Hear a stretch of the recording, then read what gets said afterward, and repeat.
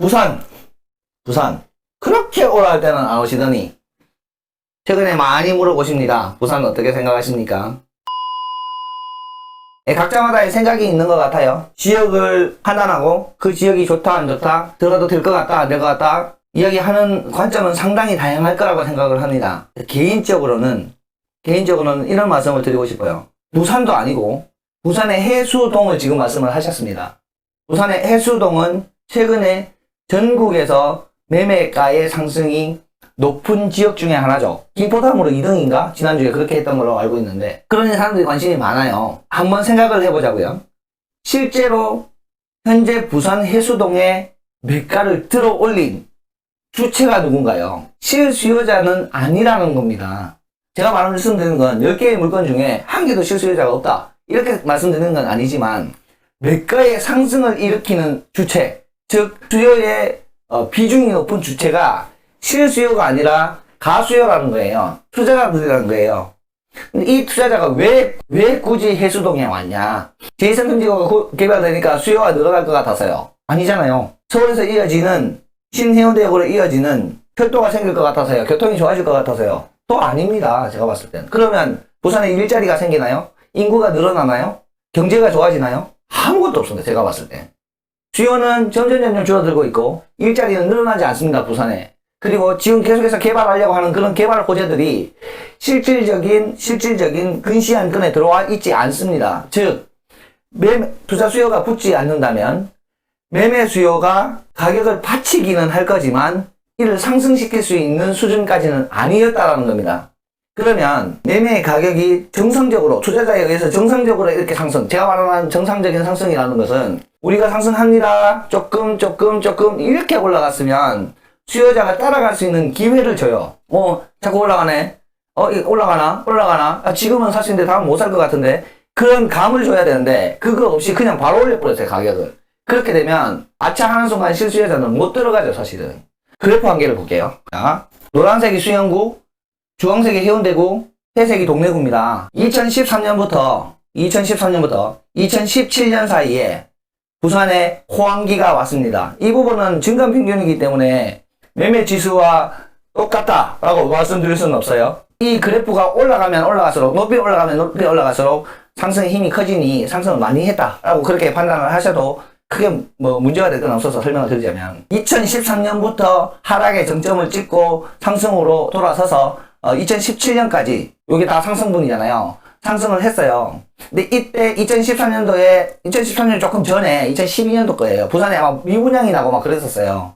이 부분이 소진되면서 서서히 올라가고 상승을 했단 말이죠. 그런데 2017년까지 잘 가던 부산이 2017년에 빵 하락세로 돌아서기 시작합니다. 돌아서기 시작한 이유가 2017년 8월 달에 부산이 규제지역으로 지정이 됐다라는 거죠. 규제지역이 지정이 되고 나서 하락을 하는데, 하락의 힘이 가장 큰 데가 어디냐면 해운대라는 거예요. 하락을 가장 많이 했다라는 게 아니에요. 1억짜리가 3천만 원이 떨어졌다, 다른 데 1억짜리 1천만 원 떨어지는데, 이게 아니라 하락을 하려고 하는 힘이 많아졌다. 이 말은 수요의 움직임이 더욱 민감한 지역이 해운대다 라고 말씀드릴 수 있죠. 잘 표시되진 않지만 동래구도 아래쪽에 있고 수영구만 위쪽에 있어요. 근데 이제 해수동 중에 해운대하고 동래구를 봤을 때 이렇게 낮은 데서 제일 가장 낮은 데, 그러니까 제일 많이 하락한데, 이 그래프 자체도 이 기울기는 굉장히 기울기가 급하죠. 급한 기울기를 만들어내는 것을 돌려서 상승을 최고 가장 많이 될 수 있게끔 만들어내고, 다시 하락을 하니 가장 많이 하락할 수 있게끔 만들어낸 주체가 실수요자인 거냐는 거죠. 만약에 실수요가 탄탄하게 받쳐주고 있다면 서울의 강남처럼 이렇게 되면 안 돼요. 떨어질 때 조금 더 떨어져 있는 외곽 지역이 먼저 떨어지고 강남은 계속 유지를 하고 있다가 올라갈 때는 강남이 먼저 올라가죠. 왜? 실수요가 받쳐주니까. 근데 부산은 아직 그런 시장은 아니라는 겁니다. 그런데 제가 판단하기에 2013년도부터 2017년도 사이에 올라갔던 이만큼의 증감폭을 이미 2019년 말 규제지역이 해제된 그때부터 지금까지 이 폭이, 이 힘과 이미 비슷한 수준까지 와버렸다 라고 저는 판단을 하는 겁니다. 그래서 이미 상승을 많이 했습니다 라고 말씀을 드리고 싶고, 여기에서 계속 뉴스가 나와요. 규제해야 되는데 왜 부산은 규제 안 하죠? 만약에 규제가 발생을 했을 때 이 그래프의 꺾임이 얼마나 급하게 일어날 것인가, 그 꺾임을 급하게 일어나게 만드는 주체가 누군가를 판단을 한다면 해수동이 좋은 것인가 좋지 않은 것인가에 대한 각자의 생각을 할 수 있지 않나라고 생각을 해요. 칼럼에서 이런 글을 올렸어요. 부산이 하락을 하고 하락을 멈추고 이제 곧 상승을 합니다. 저는 그 2, 3년 동안 상승을 기다려 왔는데 이렇게 기다린 사람에게 이런 상승을 주시면 안 되지요. 천천히 먹을 것도 주시면서 실수요자와 어울려질 수 있으면서 이렇게 갈 수 있는 시장을 만들어 주셨어야지 확 치고 올려버리면 누가 이거를 먹습니까? 라고 칼럼에 올린 적이 있습니다. 기다리는 사람으로서는 상당히 아쉬운 움직임입니다. 라고 말씀을 드린 적이 있는데 실상승이 너무 급하게 일어났기 때문에 개인적으로는 지금 당장 들어가기는 힘든 부분이지 않나. 예를 들어서 단타를 한다. 지금 딱 짤막하게 들어가서 단타를 한다.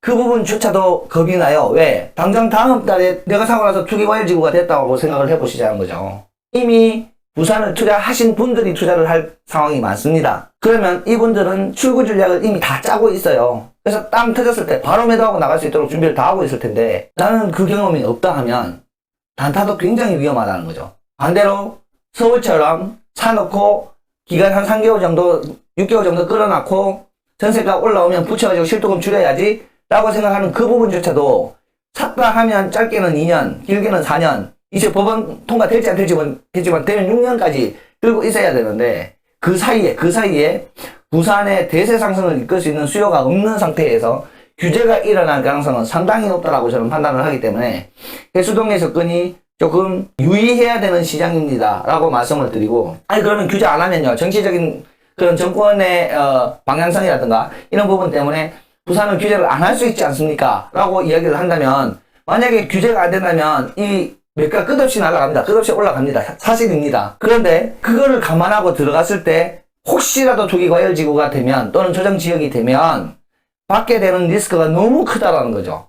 그 가능성과 관계없이 결정이 되었을 때 나올 수 있는 여파가 너무 크기 때문에 그 가능성이 1%라 하더라도 조금 유의를 해야 되는 것이 아닌가라고 저는 판단을 하고요. 그러면 부산에 전역을 묶을 것인가에 대한 부분도 검토는 하셔야 되는 부분이지 않나라는 생각이 들고, 혹시 부산의 전역이 아니라면 그 옆쪽으로의 풍선 효과는 일어나지 않을 것인가에 대한 부분도 검토를 하는 게 맞지 않나 싶습니다. 근데 그거는 해수동이 규제가 될 거야. 그러면 그 옆에 있는 데는 풍선 효과가 일어날 거야. 그러니까 글로 들어가자. 가 아니라 그쪽에 나오는 경매물건 낙찰받자가 아니라 일단 규제가 터지고 나서 들어가는 것도 나쁘지 않다라고 판단을 한다는 거죠. 뚜껑이 열리고 나서 들어가는 것도 나쁘지 않다는 거예요. 아 그럼 부산 언제 삽니까? 그 사이에 다 올라가 버린 부산 어떻게 사요? 아 그 부산 안 사면 돼요. 부산 안 사면 돼. 왜 굳이 그런 리스크를 안아야 하는가에 대한 생각이 저는 많다라는 거죠. 무조건 올라가니까 사세요 라고 하는 분들하고는 다른 의견을 내는 부분이라서 사실 굉장히 조심스럽습니다.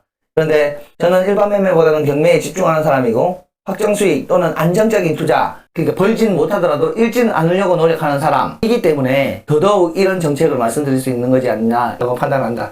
참고가 되셨으면 좋겠고요. 아 나는 그거 인정 못해. 너는 그렇게 이야기할지 모르겠지만 내가 서울을 봤는데 말이지 다들 그렇게 이야기할 때 안 샀더니 막 하늘 끝까지 날아가더라. 부산도 그럴 거야 분명히. 그러니까 나도 살 거야. 지금 사도 충분히 먹을 거 있어 라고 생각을 하신다면 공격적으로 부산에 오셔서 부산의 경제도 살려주시고 부산의 매가도 올려주시고 영원히 상승할 수 있도록 받쳐주시면 저야 좋죠. 실거주하고 있는 사람으로서는 좋죠. 나 올라갔다고 그때 왜 오지 마라 했냐고 또 이야기하면 안 됩니다. 저는 지역 집어주기 안 해요. 아니 이런 생각해보면 안 될까요? 왜 작년 6월 달에 그렇게 외쳤냐? 왜 지금 또 그렇게 말리냐? 그러면 너 마음속에 있는 그렇게 외치는 다른 지역은 도대체 어디냐? 너가 생각하는 지역은 어디냐? 그걸 한번 생각해 보라는 거죠. 요 그래프를 반대로 뒤집어요. 그래서 생각하시는 거예요. 들어갈지 말지. 그 그래프를 보고요. 막 올라가네. 가야겠다. 가 아니라 막 내려가네. 갈 시점을 검토해야겠다. 라고 판단하는 게 제 스타일이라는 거죠. 그 기울기가 급하면 급할수록, 그래서 산이 높으면 높을수록 볼은 깊고 다시 산이 높아질 수 있다고 판단하기 때문에 그런 지역 중에 그래프를 딱 뒤집고 봤을 때 상승하는 것처럼 보이는 지역, 그 지역의 상승이 멈추려고 하는 지역, 그 지역에 굉장히 많이 관점을 가지고 있고, 그게 비규제 지역이면 비규제 지역이고 앞으로도 비규제 지역이 될 수 있거나 규제 지역인데 비규제 지역으로 바뀔 수 있는 지역이면 더더욱 집중을 한다는 겁니다. 그런 지역에 집중을 하면서도 언제쯤 시점을 잡느냐, 내가 먼저 선발대가 될 필요는 없다는 거죠. 이미 살짝의 움직임을 보여주고 투자자들이 움직이는 걸 보고 들어갈 때 그때 일반 매매가 아니라 경매로 들어가면서 조금이라도 싸게 매수를 해놓으면 안 떨어지고 안 올라가고 그 자리에 있어도 사실 확정 수익을 안 왔기 때문에 마음이 편한 것이고 내가 생각하는 방향으로 시세가 움직이는지를 편안하게 볼 수 있다는 거죠. 편안하게 투자해도